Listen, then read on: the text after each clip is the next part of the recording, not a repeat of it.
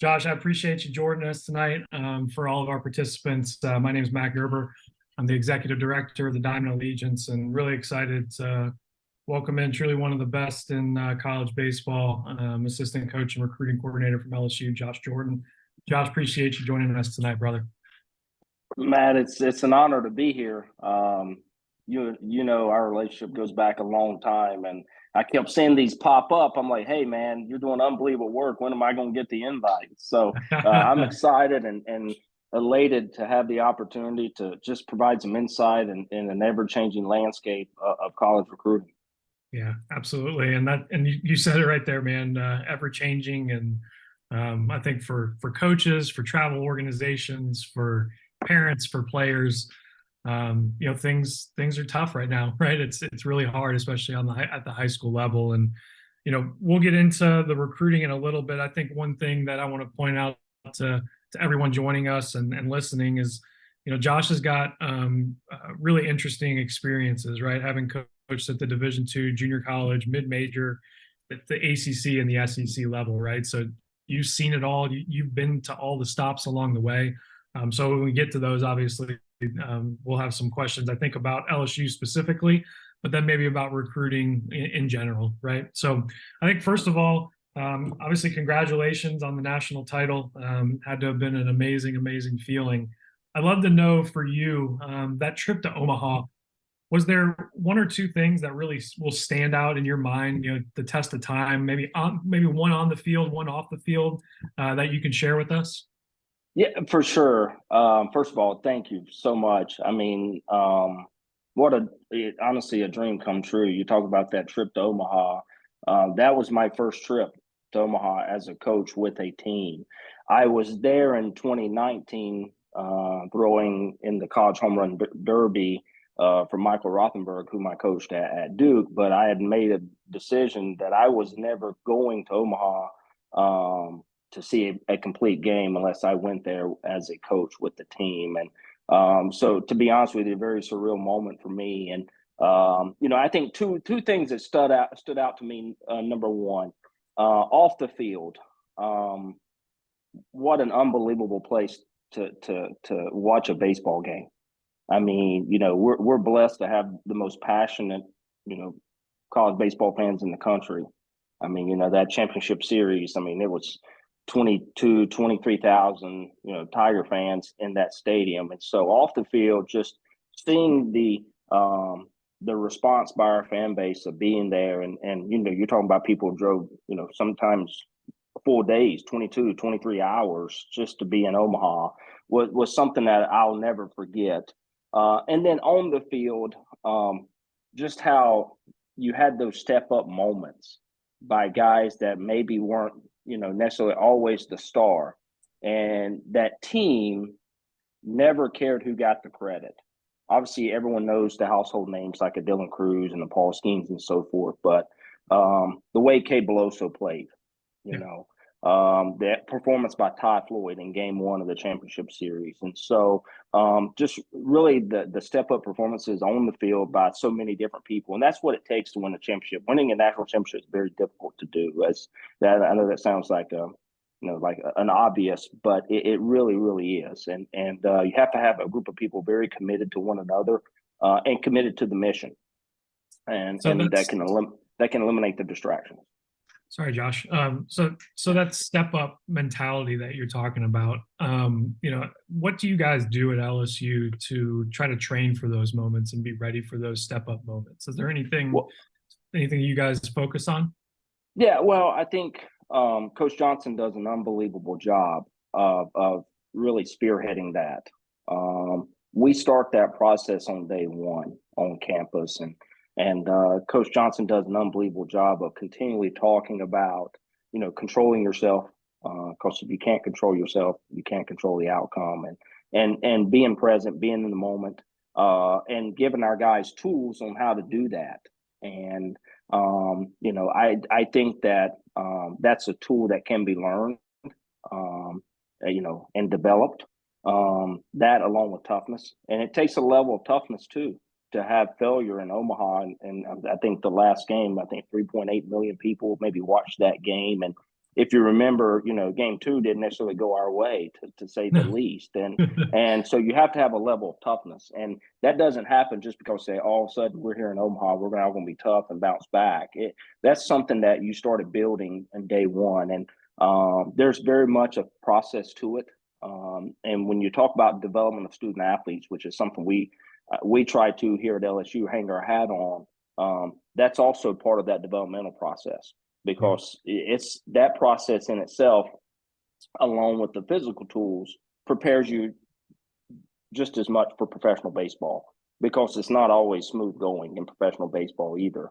And when you have to be able to manage that side of the baseball along with the physical side of things, just as well, if you want to have a chance to play at the highest level, meaning the big leagues, pitching Yankee Stadium, have a chance to get a hit in Dodger Stadium. And so you have to be able to do that and learn how to do that. And I think LSU and the way we do it, and Coach Johnson does it better than anybody.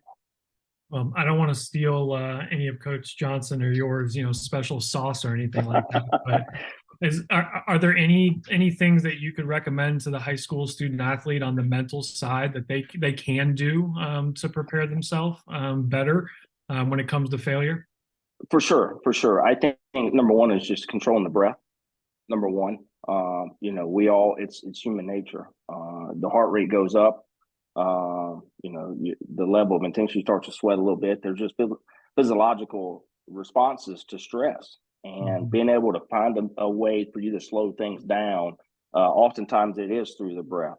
And the other thing too is I think guys should spend time not just in that moment collecting themselves. I think they should spend time leading into those moments, seeing themselves in those situations. So therefore, when they get there, they're not, oh, this is the time I go to my breath. No, you should be preparing yourself. And I think that's something too that we do is it's a routine. It's every single day in terms of how you approach it. And you can't just turn it on when you need it in that moment. You have to be prepared. And again, no different than how you perfect your swing, no different than how you perfect your delivery or fielding the ground ball. You're perfecting that part of your game as well. And that takes time, and it takes a level of commitment. Absolutely. So let's kind of change gears a little bit and talk recruiting. Let's start with LSU centric. What are some of the key qualities and skills that you look for in a recruit, whether it's a high school guy, a junior college guy, a portal guy? Obviously, they're all options now at the highest level, the SEC. But what qualities are you looking for, and then what skills are you looking for? Well, I think it's a blend of things. Let's start with kind of the obvious. The 5 tools are the 5 tools, and those are never going to change. The ability to hit, the ability to run, the ability to throw, the ability to defend, and then also hit for power. Those tools are always things we're going to covet, and always things we're going to seek out. Along those lines, however, we're not just looking for a guy with a bunch of tools. We're also looking for guys with tools that can translate to winning, and what works on the baseball field. And we always value guys that are able to control the zone. That's something we hang our hat on, is being able to see a guy that can understand the strike zone and how to control it. I think that's really, really important. And on the other side, when we talk about controlling the zone, that also translates to the mound in terms of what you look for as a pitcher. Or in a pitcher, excuse me. I mean, you want a guy that has a high strike percentage. You don't want to have to try to teach a bunch of guys how to throw strikes. I know that sounds very, very simple, but just like power, I often think velocity comes, and if you have a guy and we've all had guys in college baseball and recruiting where, you find out a guy makes a jump in velocity wise and he turns into a guy, and you look and go, man, he used to throw this, but now he throws that. And now look, he throws strikes. And so those guys are the highest performers at this level. And so you're always looking for great athletes who have a ton of tools that really can blend into helping you win baseball games. So it's ultimately at this level, and it should be that at any level, it should be about winning baseball games and how to play a winning brand of baseball. So how would you say, as a guy that's obviously recruited a lot of levels, but at your previous stop at Duke, you were there for a long time and essentially were very instrumental, along with obviously Coach Pollard and the rest of the staff, but really turning Duke from, a basketball school to, a basketball school still, but really, really competitive on the baseball field. So obviously you've got an eye for talent, eye for winners. When it comes to recruiting, it's hard to get a lot of looks at guys, right? How do you really try to zone in? And if you've got a board of, 5 outfielders that, all check the boxes, they all run the right 60, they all, have all the right tools, like, how do you really kind of pare that down and decide that's the guy that I want to recruit? Well, you have to do an inordinate amount of research. You better know who you're getting. And so you talk to a lot of people. When you really kind of finalize it and start to narrow your focus in recruiting, I think you should be more like the sniper versus the guy with the shotgun, so to speak. And we truly try to say, okay, who fits us? What qualities are we looking for in him, and who fits our philosophy? One of the things that goes hand in hand with that is you're trying to look for a guy. You talk about athleticism, you have to have evidence of his athleticism, and oftentimes the best way to really calculate that is, does he play another sport? One of the things I always like to ask a guy, I'm like, hey, it sounds like a random question, and it sparks a really good conversation that allows a young man to live himself to tell you about his athleticism. Is, hey man, can you dunk? Yeah, coach, I can dunk a volleyball, or no, I can two-hand jam. Like, it's, you're starting to get an idea about him as an athlete. And then you call his high school baseball coach. That's still really important for us. If he's a high school player, call him the high school baseball coach. Including that gentleman in the process, I think, is really important. And obviously just doing as much research as you can. And it oftentimes, to be honest with you, sometimes the best recommendations is, and I would say this to players, is oftentimes we get other coaches that recommend a guy. I mean, you've done that to me before, Matt, where you've said, hey, he's not on our team, but we played so-and-so in pool play, and that guy's pretty good. That carries a lot of weight when the opponent's coach tells you, you're pretty good. That means you played the game the right way and you stood out. And so you're doing an unbelievable amount of research. It's more art than science. You're taking everything and trying to blend it together. And there's no one way. You can't use someone else's system. Sometimes that's hard to, as a coach, to relay, like, well, here's what I do, but I chose to go that direction and talk to that guy based on what I heard here. And you're trying to navigate it. No different than parents and recruits are trying to navigate the recruiting process. We are too, as coaches, because it is very individualized. It should be your process. Yeah, absolutely, Josh. And I think one thing that you brought up there that parents might not and players might not realize is the importance of what other people think about you, not just the people that the coaches you're playing for.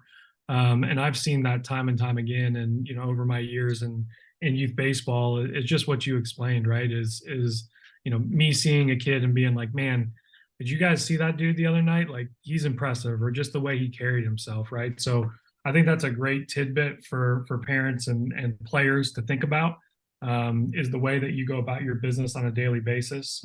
Because I know for a fact, and I'm lucky enough to have been I'm state of Florida guy, right? I've been around a long time. I get calls from guys like you or whoever it might be and say, hey, what do you got on this kid, right? And just trying to do that research. So again, I called you a few weeks ago about a guy that someone else's parent had told me about. And I said, right. You know what? I know who would know about that guy. So I reached out to, it's just doing your research, doing your homework. And I encourage parents and I encourage recruits to do the same thing. You have social media in today's age. You have technology and videos and the data and all the things you can share with coaches. But word of mouth is still the best form of advertisement.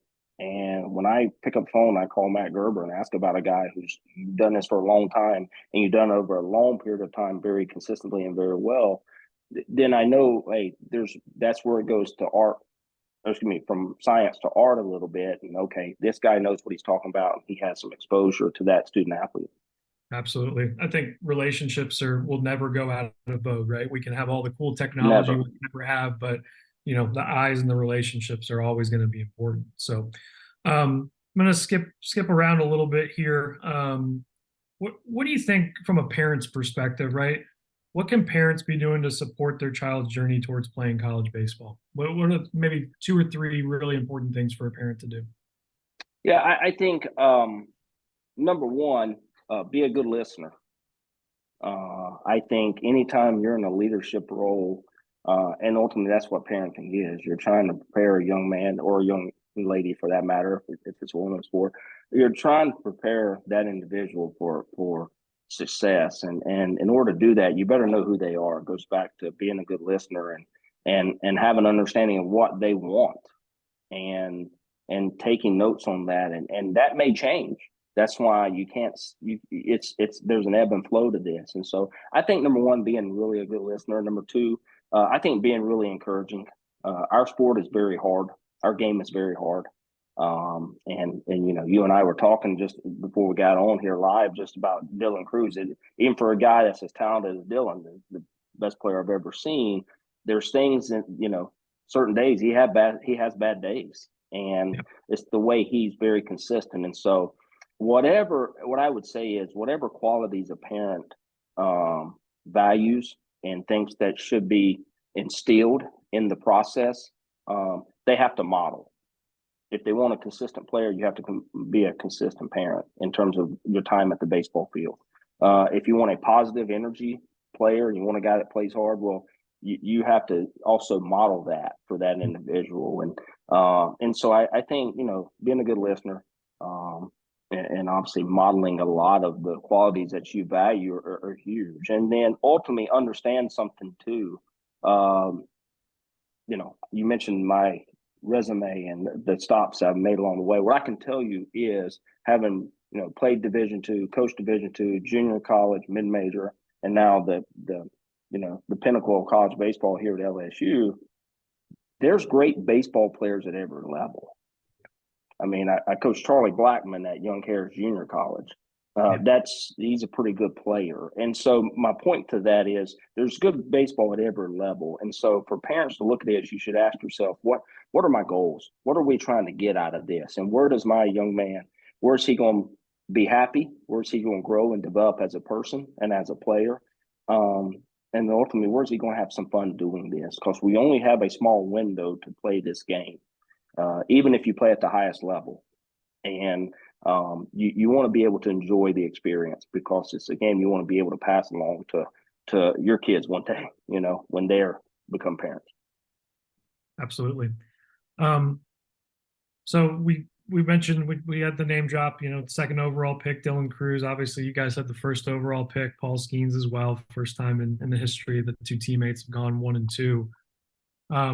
I'm guessing a lot of the characteristics that they have are going to be what will answer this question. But in your experience, what distinguishes a player who really excels at the college baseball level from those who struggle to adapt to it? Yeah, to be honest with you, I think you used the word that I would use a lot of times, adapt. And I think that you used, you know, I think the interesting thing is you mentioned 1 and 2 and Paul Skeens and Dylan Cruz. Those guys didn't arrive when they showed up on the college campus. Dylan, you know, over the course of his career, you know, continued to make adjustments. Heck, he was still making adjustments in the springtime, working through things and making sure that he was perfecting his craft offensively, even as good as he was. Same thing with Paul Skeens. Paul Skeens steps foot on the Air Force and then makes the decision to come here to LSU. I mean, you know, he went from being a two-way player to pitcher only, and saw what that did for his career. And so as you set foot on a college campus, you have to be, you know, adaptable as an athlete. You may hear something that, you know, and it doesn't mean the facility guy that you worked with was wrong. It doesn't mean your high school baseball coach was wrong. It may just been the information they were giving you, well, what was right at the time. Yeah. But as you grow and develop and get stronger and more explosive as an athlete on the mound and at the plate, there may need to be adjustments. And so you have to use the phrase that, you know, be that lifelong learner and continue to grow your game. It's okay. That doesn't mean you're tinker. You have to have a formula and a plan, but you need to always be seeking out how can you improve your game. I mean, the best do that. They do at the highest level. They continue to grow and develop, and sometimes I think young athletes feel like, well, if he's asking me to do something, that means I'm a bad player. No, it's actually quite the contrary. Right. Coaches that take time to help guys make adjustments and try to provide why they're making that adjustment, not just throwing things against the wall and making sure they stick. If they have a why and why they're asking you to do that, it's probably a good thing to listen to and see if it works for you. Yeah. Because again, that's part of making the adjustment to this level and the speed of the game. Yeah, absolutely. So, speed of the game, one thing I personally noticed, and I will give a plug for travel baseball, is, back when you and I played, right, we were lucky every once in a while in Legion to see a guy throwing 90 miles an hour. And so, how important would you say, playing that high level travel baseball is to recruits at any level, right? Whether it's guys that are trying to be Division II players or mid-major guys, or obviously play at the apex. What's your take on travel baseball and the importance of it? So, one, a player's development, and two, to their recruitment.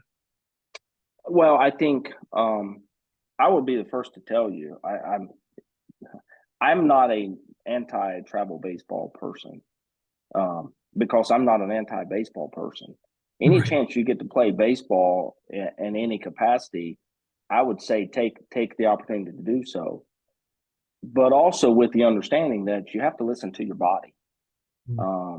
There's times of the year where you need to play. There's times of the year where you need to develop. Um, and so you have to listen, and a lot of that determines where you're from. What teams are even available to you. Is there a particular coach that you feel like gets the most out of you, and he's on this team, but you know what, I have to go somewhere else in the fall because he coaches high school football. So you always just go into it looking, going, okay, playing this game is never a bad thing. That being said, I have to be smart about how I go about it. And I think it's really important. Guys nowadays have a better understanding of their body, nutrition, and really what they need to do to get better than ever before. Gerbs, you and I would, you look back to when you and I were in college. What it was like. Yeah. A lot of fast food, this and that, and you just played. And now our student athletes are way more educated. They have way more information. But just because you have that information doesn't mean you're wiser. Right. So you have to step back and go, okay, what is the wise decision here? Do I go play in this tournament for 5 straight weeks, or do I need a break? And do I need a week to get home and sleep, rest, and recover and hydrate and eat, and to make sure I maintain weight? So, just because you have a lot of information doesn't mean you're wiser about what you're doing. And that's Right. really ultimately what I'm saying. Try to make a sound decision. And I'm not anti-travel baseball. I'm not anti-high school baseball. I'm pro any baseball, with the understanding that it's a time that allows the student athlete to get the most out of it. And then same thing goes with recruiting, and how that plays into it. Prepare yourself to show your best in front of the most people you possibly can. So if that means playing in a tournament or sitting out a tournament, that's an individual thing. There's no right way to answer that for every single guy. It's too broad of a brush we'd be painting with if we just said, well, don't play in the fall. You need to use that time to lift and train. Don't do this. Don't. I think that's just too broad. And I think just listen to your body. And one of the things I would tell you goes back to, you mentioned having guys adjust to college well, is young players need to understand that coaching and critiquing is not criticism. We're not Right. criticizing you as the individual. We're critiquing and evaluating what you're doing and how we can help make you better. And so therefore we're making suggestions and recommendations on how to grow and develop. And so many times a young athlete now thinks of coaching and how you're critiquing them as criticism. And that's most of the time not the case. If a coach is taking time to tell you something, he probably has a good intention behind it. I tell guys all the time, the worst feeling in the world is when a coach, or you should feel like the worst feeling in the world is when the coach stops talking to you. That's the that's the That's worst worse. feeling in the world, when you stop getting coached. That's when you pack up your bags and go somewhere else. So, kind of parlay into, taking this knowledge of, that players do have now, and we do see it, right? Better athletes, taking care of their better bodies, taking care of their bodies better at a younger age. I do see that. I think we all see that kind of across the landscape. But when you get to college, right, it's a different animal, right? And it's you can tell people you can prepare, you can prepare, you can prepare, but when you get there and it's day one, what does it look like, right? Like, what am I as a player, right? What am I as a player? What does my day really look like as part of the LSU baseball program? Yeah, well, I think number one, all high school players are bad college freshmen. And the reason I say that is because what you don't know, you don't know. And oftentimes you step in and you think the game is fast, and you realize, geez, it's really fast. Mhm. And I'm just not talking about velocity. I'm talking about the pace of play, the pace in which we do things, the way we transition in a practice setting, the way we execute even the rundown and the pickoff. You look, well, geez, that's a lot faster. Things are happening faster for me. So I think the minute you set foot on college campus, everything looks fast because you're typically in a new area. You're not at home. You're in a new area. You're around new people. Even though you have some relationships maybe prior to, it's not like being with them every day. And obviously you're going to a different classroom setting in a different place. And then ultimately the baseball is faster. So you feel like you're drinking through a fire hose at that point. So that's what it's going to look like. And that's very normal. And that's kind of for us here at LSU. Coach Johnson does an unbelievable job of making sure that we go slow. Our first week of the fall ball season is the first week of October. So, we started class, third week of August here, and it's been a constant, because we're in individual times, teaching the fundamentals. That's Mhm. not coach speak. We're talking from everything. Literally, the day one for us here was how to set up the field and break down the field, Yeah. how to turn on the lights, how to properly lock up the Marucci Center in case Mhm. guys want to hit extra. Just simple things like that.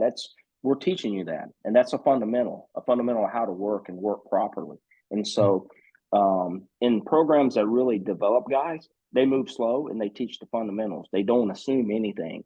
And even if you've been in this program as a senior and whatever, it doesn't matter. Those reinforcement of what's important is always productive for our student athletes. And so it's going to, right now, this time of year, it's an individual and individual time. And our guys have pockets of the day where they're doing stuff from a baseball standpoint that, coincides with their classroom schedule.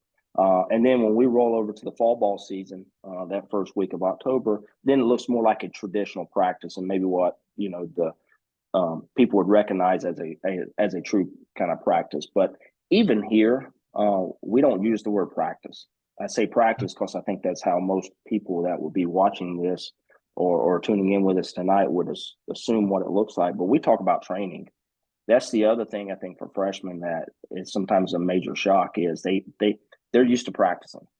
Yeah. Where when you get into college, you're training, and training is what you do every day, Every every day. minute. That's how you sleep. That's how you hydrate. That's how you eat. And obviously that's how you work on your skills. And that's and so and even you mentioned the mental side of it. If you're not taking time daily to practice the mental game for yourself and whatever tools that you need, and we here at LSU try to provide all of our student athletes with a lot of tools because not one thing works for everybody. Then basically, you're looking at that going, if you're not spending time doing that, well, then even that hitting session that you did that day that you felt really good about may not work with bases loaded in Omaha. And so you have to put all that together, and that truly is training. I love it. That's first, honestly, Josh, first time I've ever heard that. And I think it's a really, really good analogy. It's something that players can really kind of conceptualize and focus on that every day is a training day. And whether that means you're lifting or that means you're working on your swing or whatever it is, every day is a Yeah, I training day think to kind of practice one of that. the things I remember vividly, things that stick out to you when Coach Johnson first handed me the fall schedule last fall. As a college coach, you've done this, 20 years, you're looking at going, okay, what are some things you're looking at? And, I looked at it, and this is our mindset here. I mean, I walked in, I said, Coach, I was looking at the schedule, when is our scout day? And Coach Johnson goes, every day scout day here.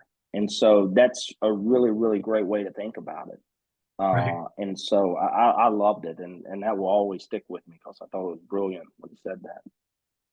So, a little bit off script here. I'd love to know from your perspective, right? Like, what is it like being the third base coaching box at Alex Box Stadium, right? Like, I mean, that's got to Um, be, I mean, just incredible, like, uh, obviously, I mentioned we have the most passionate fan base in the country, and I coach it, and I'm human. I'll be the first to tell you I make mistakes.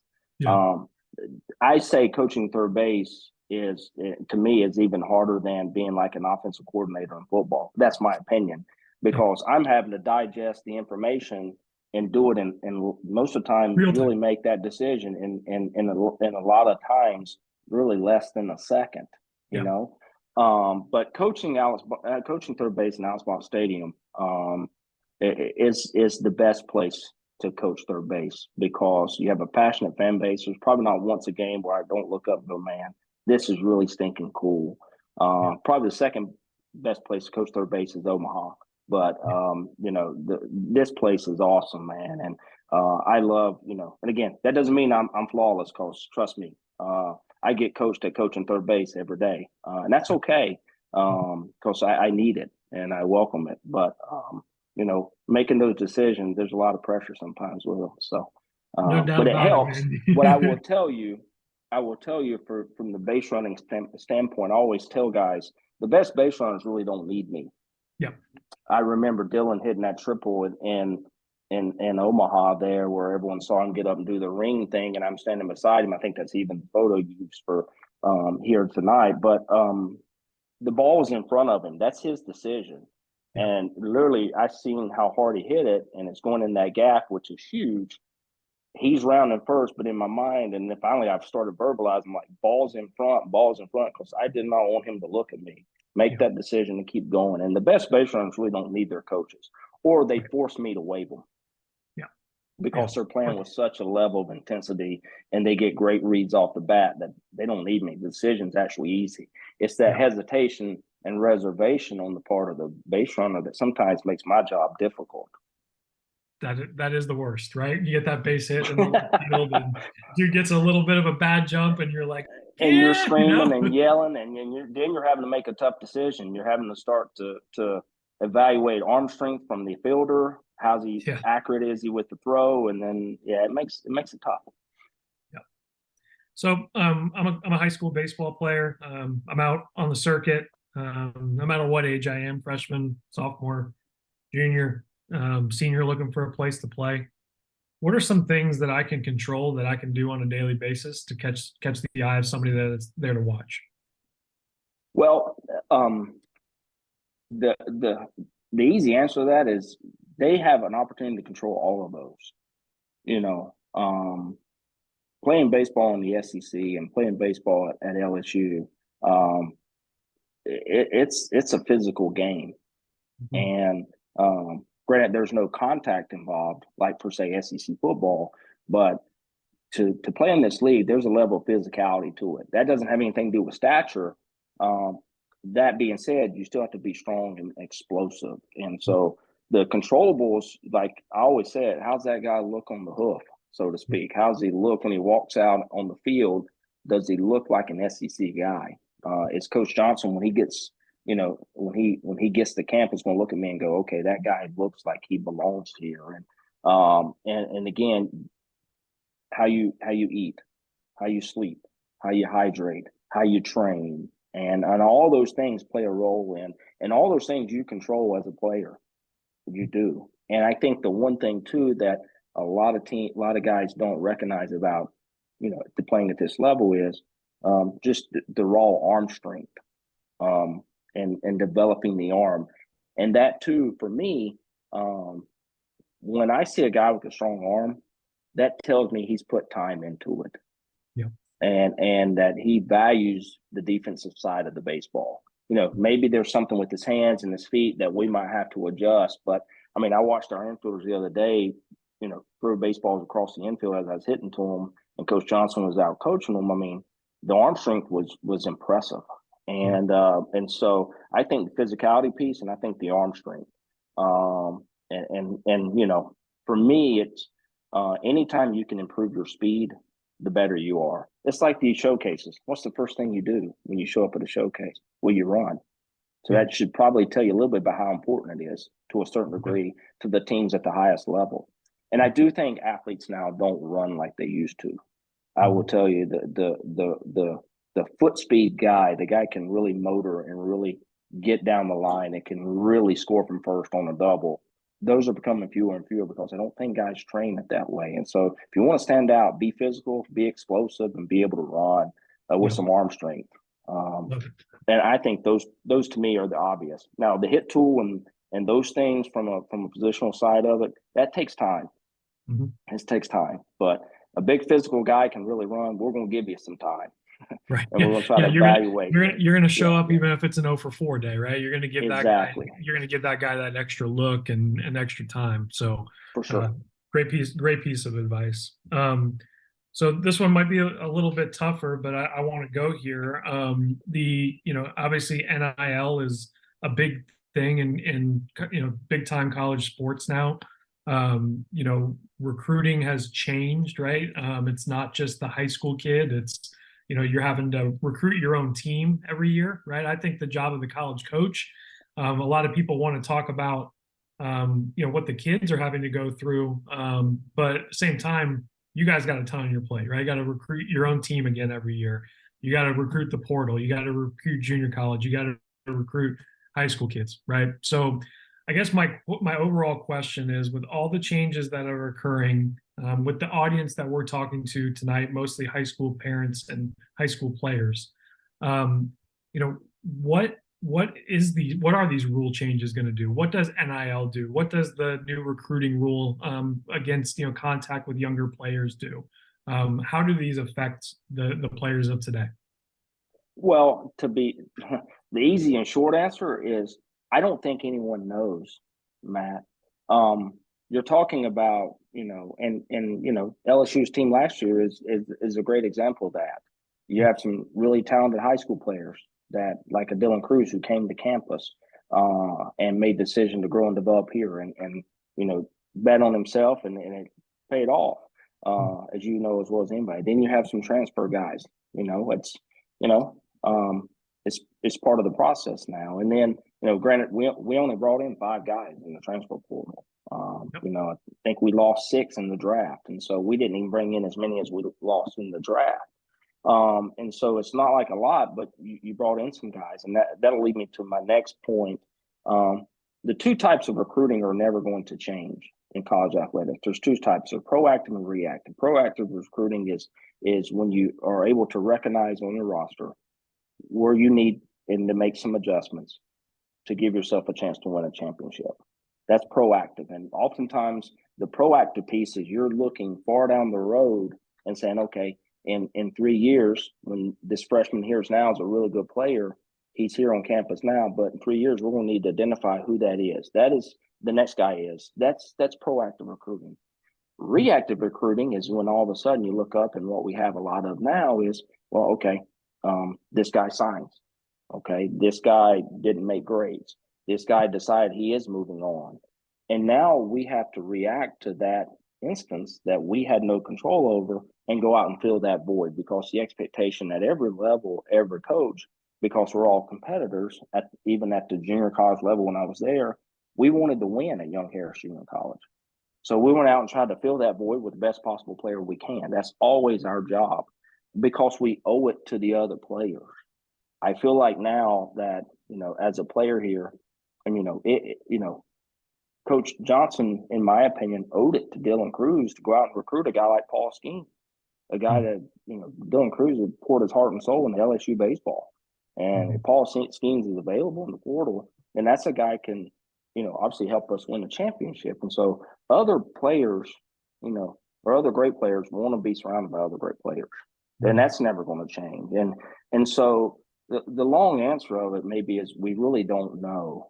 Last year's team is a great example of that. We don't know what's going to happen in the future with the new rules and all the things, the portal and NIL and all those things. We don't have a big enough sample size to make an educated guess on it.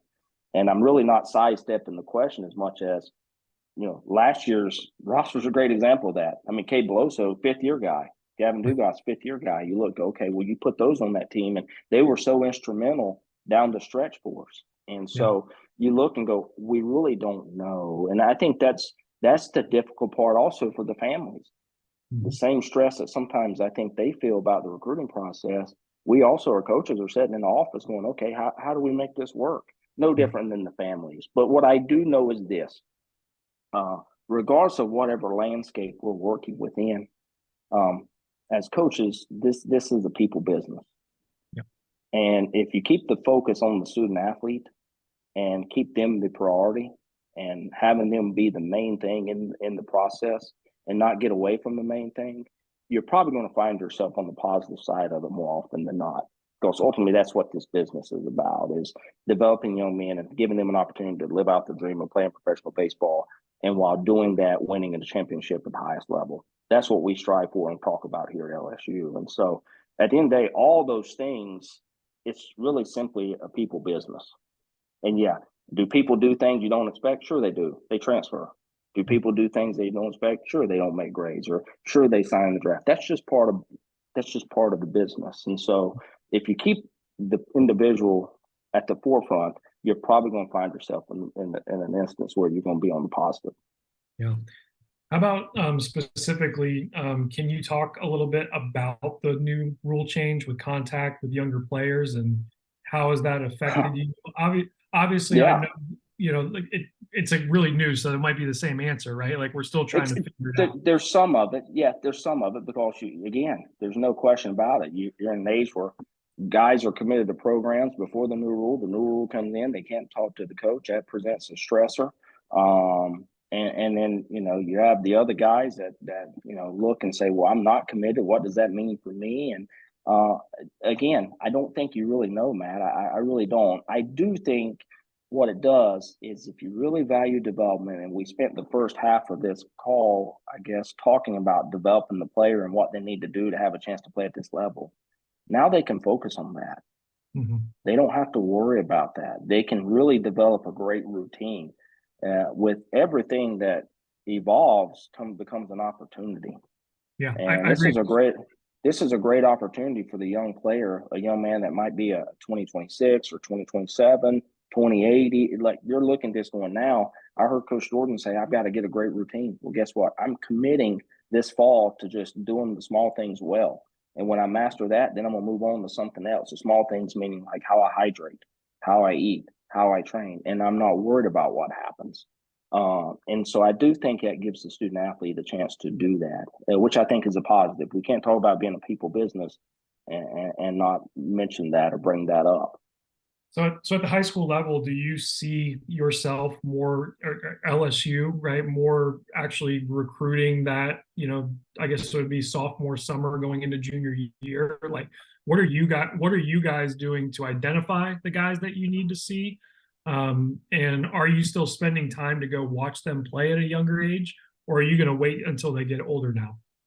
I think it's really a blend,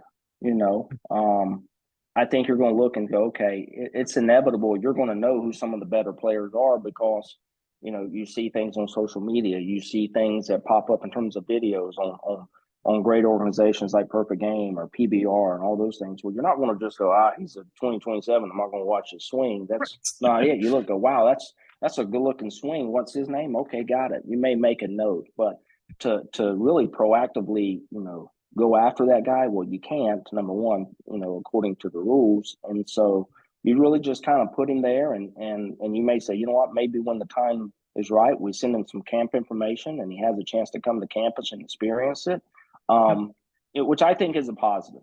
100%. I think it's a positive thing for a young man to be able to come to a camp on a campus and not worry about, well, am I going to get asked about the recruiting process while I'm there? Because that can't happen. Now he can just simply come with his family, be as good as he possibly can be, get in his car or on a plane and go home and say, man, okay, that was fun. Is that on my list or not on my list? So I think there's an opportunity here for young players to really maximize the camp opportunities that are provided by programs in the off season. And and when it works with their schedule, all being going back to what I said earlier is having an understanding of what's right for them and where they are in terms of their playing for that year. Well, I've got one more question for you, and I'll let you Sure. go. We're already Sure. over time, and I certainly appreciate it. I'm long-winded. I apologize. No, you're awesome, brother. My last question is going to revert back to the national title last year. What was in your mind, what will endure and be the crowning moment, right? From your perspective, your eyes, when you were watching that last game unfold or a game before that, like what memory will always stick with you? This one, like, is really cool. I mentioned being in the people business. You will know this because when I say this, you're gonna laugh. It was in game one. Okay. Game one, and we were scoring and doing well, and Dylan Cruz is at third base, and he looks at me and says, "Would you have imagined in the recruiting process that you and I would be standing here at third base in Omaha?" As you know, Dylan Cruz made a visit to Duke University when I was there. I do. You guys were on him. And You guys were on him really early, if I remember right. we were, and he was kind enough to make a visit, and his family, and they're awesome people. Yep. And when he said that, I looked and said, "That's really cool." And then I said, "Hey, we got to get back to work here. This is just game one." Like, I literally turned back around, like, "Hey, we're trying to win a championship here, so lock in on this." But it was really a cool moment for me. I think I actually have a picture of it at home. Like, one of the photographers took a snapshot of it, and he's kind of got his arm around my shoulder, and that was a really cool moment, because when you talk about it, you just never know where this game of baseball is going to take you, and who you're going to interact with. And so for me, outside of just getting a chance to hold the national championship trophy and have my parents, my kids, touch it as a parent, and my wife give you a hug, and outside of all those things, and which are all great, that moment for me, which is long before we ever thought about doing that, really resonated with me, and again, meant a lot actually for Dylan to say that, because again, he's the best player I've ever seen. So that was one that always stick with me. I appreciate it, Josh, and it's a testament, and just parents and kids out there, like these teams are built over years and years and years, right? And whether it's a national championship team, an Omaha team, a successful team, right? The work and energy that goes into it. I know, Josh, as a former owner of a travel ball organization, I certainly appreciate guys like you that value relationships, that work their tails off. Parents that are joining this call, you've probably seen Josh walking around the fields before, right? Because if there's a game, you're there, and I know that it's appreciated, and the effort level that you give definitely doesn't go unnoticed. So again, I appreciate your time tonight, brother. It was really good catching up, and I hope all of our listeners could glean something from our conversation tonight. Matt, thank you so much. It was an honor, man. Always good to see you. Again, I feel like our relationship's gone back a long time, and I'm excited to get a chance to get on here and go Tigers. That's all I got. All right. Appreciate you, brother. Thank you, Josh.